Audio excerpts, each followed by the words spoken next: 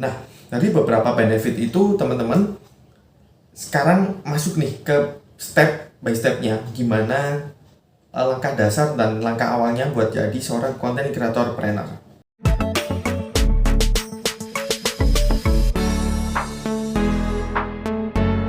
Nah, dari beberapa benefit itu teman-teman sekarang masuk nih ke step by stepnya gimana langkah dasar dan langkah awalnya buat jadi seorang content creator planner.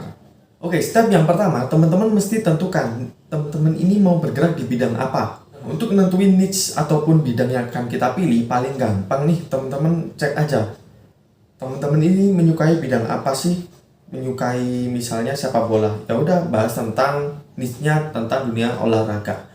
Lalu teman-teman cek peluang bisnis apa yang bisa teman-teman garap untuk sebagai bisnis online-nya nanti. Target marketnya siapa ya? Orang-orang yang penyuka, penikmat, lalu fans dengan suka, pokoknya dengan olahraga itu tadi.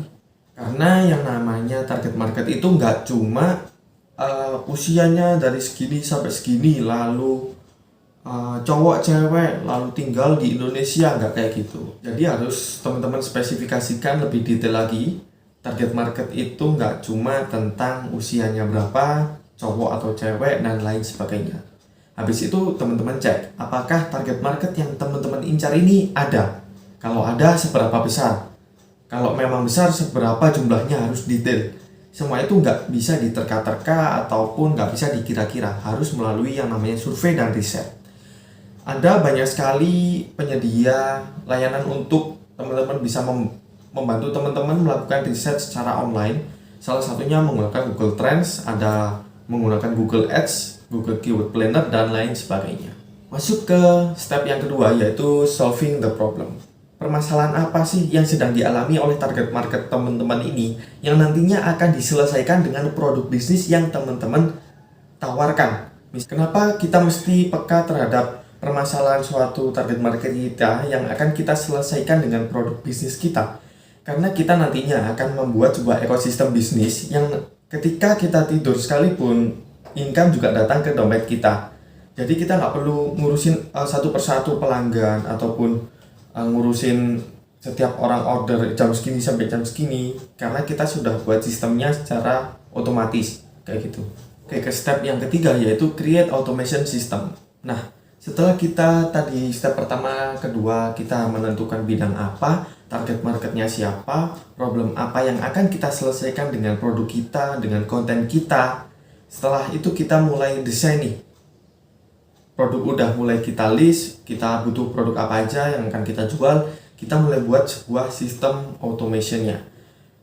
Gampangnya kita bikin customer journey yang fun, dimana alur mulai dari calon pembeli kita, mulai dari traffic sampai terjadinya penjualan itu kita harus mendesain sistem itu. Kalau sistem ini sudah berjalan dengan baik, teman-teman enak. Meskipun ditinggal jalan-jalan, ditinggal tidur sekalipun, pelanggan tetap membeli dan nggak perlu repot buat order produk bisnis yang teman-teman jual. Karena kan sifatnya bisnis online kan 24 jam non-stop, kecuali kalau teman-teman tutup ataupun dihapus toko online-nya. Nah, misalnya ini ada contoh customer journey yang fun, alur dari calon pembeli sebelum membeli produk saya sampai terjadinya sebuah penjualan.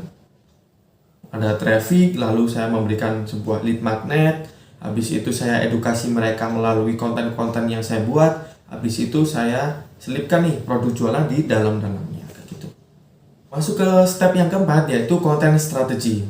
Oke.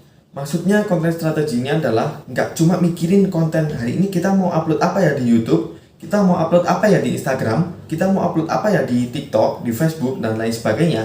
Tapi konten strategi ini lebih luas jangkauannya. Misalnya, dengan desain customer journey yang kayak gini, kita mesti tahu setiap poin, setiap titik, setiap post yang ada di bagian customer journey ini memiliki goals dan tujuannya masing-masing. Kalau kita bisa tahu nih, kita mundur sedikit, kita zoom out dari customer journey ini, kita tahu konten strategi itu nggak cuma tentang konten hari ini, hari besok, ataupun hari kedepannya. Ya, karena setiap divisi ataupun setiap post dari traffic, lead magnet, edukasi, lalu ada closing, lalu ada follow up, itu punya karakteristik kontennya masing-masing. Misal untuk konten traffic, untuk mendapatkan traffic itu ada kontennya sendiri, lalu untuk membuat lead magnet itu ada kontennya sendiri, lalu untuk mengedukasi market, lalu untuk konten jualan itu ada sendiri. Jadi nggak bisa dipukul sama rata. Nah itu teman-teman mesti memahami yang namanya konten marketing strategi. Oke, ada bonus tips buat teman-teman setelah melakukan dan setelah memahami 4 step di awal tadi. Jadi bonus tips ini bisa dibilang adalah cheat agar teman-teman nih bisa segera mewujudkan bisnis impiannya dan bisa mendapatkan income meskipun dari kamar ataupun dari rumah aja. Yang pasti step by stepnya halal, berkah, bermanfaat buat banyak orang.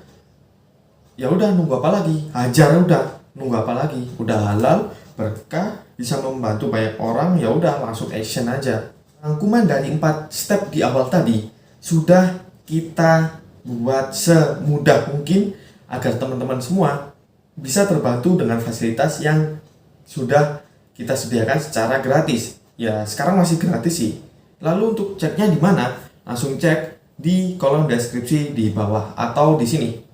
Join di Content Heroes Tribe kita. Di dalam sana teman-teman akan berkumpul bersama para member lain yang memiliki satu visi, satu tujuan yang ya samalah dengan kita. Di sana kita akan diskusi, nggak cuma diskusi, sudah ada modul yang bisa teman-teman praktekkan dan bisa teman-teman pelajari secara gratis. Kalau teman-teman sudah ada niatan untuk dan semakin kuat tekadnya ingin menjadi seorang content creator planner, saya sarankan untuk join di komunitas Content Heroes. Oke, sampai jumpa di dalam komunitas Content Heroes Tribe. Selamat bergabung dan sampai jumpa di lain video. Saya Agung Adi Mazan, bye. Oke, buat teman-teman yang sedang buntu buat ide konten, pastikan teman-teman sudah memahami 4 strategi ini. Strategi yang pertama yaitu niche. Pastikan teman-teman sudah menentukan nih bidang apa yang mau digeluti dan mau dibuat seputar konten-kontennya. Strategi yang kedua yaitu market. Pastikan teman-teman peka dan tahu apa sih kebutuhan market, apa sih problem yang sedang dialami oleh market, lalu berikan solusinya melalui konten yang teman-teman buat. Strategi yang ketiga yaitu brain. Jadi manfaatkan ide-ide kreatif dan inovatif dari otak teman-teman semua. Karena yang tahu tentang seluk-beluk bisnis dan seputar tentang bidang yang teman-teman geluti adalah teman-teman sendiri. Strategi yang keempat yaitu internet. Manfaatkan platform digital yang sudah ada buat cari referensi ide-ide konten yang memang teman-teman butuhkan. Karena di internet, terutama di Google, Facebook, dan platform besar lainnya juga menyediakan seberapa besar sih orang mencari dengan kata kunci tersebut dalam setiap bulannya. Praktekkan formula ini, buat yang belum punya langsung klik link yang ada di bio saya.